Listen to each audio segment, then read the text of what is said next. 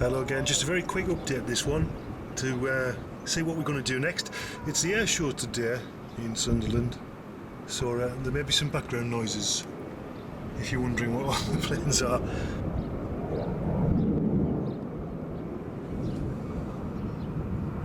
So now that we've got everything in place with the buses, the points are all wired up in the station and they're all working, which is the main thing. They're all working with the ECOS and they're all working with Train Controller as well. So we're going to start moving on, as it were. So I've cleared some space because this is where I'm going to be working next. This section here. And as you'll see in the track plan, as you know from previous videos, I'll just move this giant roll of cork out of the way. As you know from previous videos, my track plan is rather ambitious. It's on 3 levels. Sorry, it's on. Well, it's actually on 3 levels. Yes. The main line, if you like, is on this level here. Just leans over. Yeah, that level there. There's going to be a main line on there at that height, and then there's a lower branch line which will be at this height where the sun dealer is here, and then there's a freight line, goods line, slightly elevated, which is a folded figure 8 essentially, and it's actually slightly above the main line, and it's going to be slightly above, as I say. I've basically made some space because I need to get in there now and start working on joining the loop up, so I moved everything out of the way. I've got some pre-cut cork underlay which I did quite a while ago. There's a lot of strips there. I think there's actually enough to get the main line fully done right round. I bought a cork roll from eBay, which was quite cheap. It was 40 something pounds, which was quite cheap, so I just spent an hour or so one day cutting them into strips just wider than a single track, and I think it does the job nicely, as you can see from there. I also bought some risers which I'm probably going to have to trim down. I got an incline set, a 3% one, and some 4-inch risers which I'll probably have to trim. I've got a hot wire gun as well, a hot wire device to reduce the size of the polystyrene if necessary, and as I said, I got the 3% risers, bought those from Hattons, but the idea is I don't want anything more than 3%.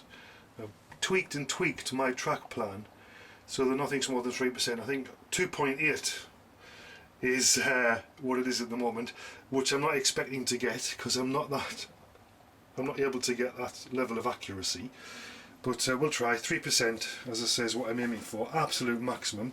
The previous comment also mentioned power base, which I've also got here, ready to go.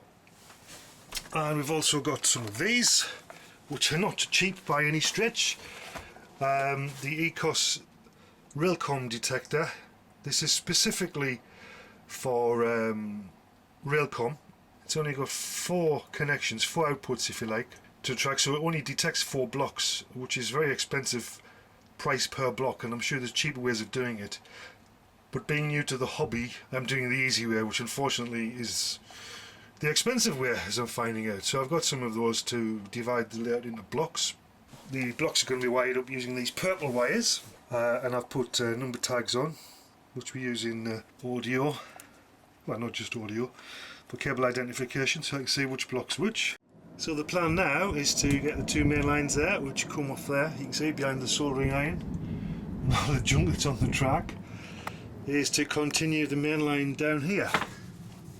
So it goes behind this this roof beam in a straight line. You also may notice some Faller car system track there. That's for way in the future, just got it cheap while I could. So anyway, the main line is going to come down here in a straight line, and it's more or less level. And at this point I've got to build an elevated section. The track does a sort of a wave like that, as you can see in the plan, because another track is going to go underneath and go behind.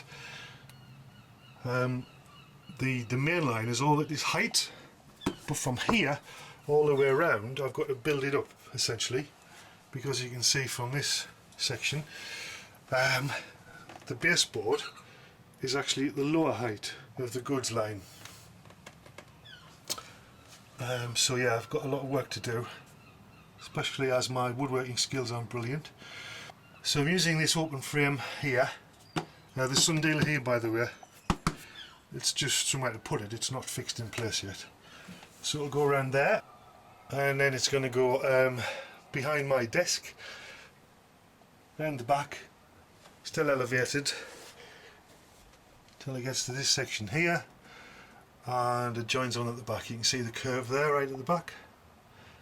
So that's the same height basically, that's the station height. A lot of work to do, and I haven't decided quite how I'm going to elevate the track yet. So that's where we are at the moment, and that's the plan. Just a quick update, and thank you very much for subscribing and watching. I do appreciate all your comments, and we'll see you next time.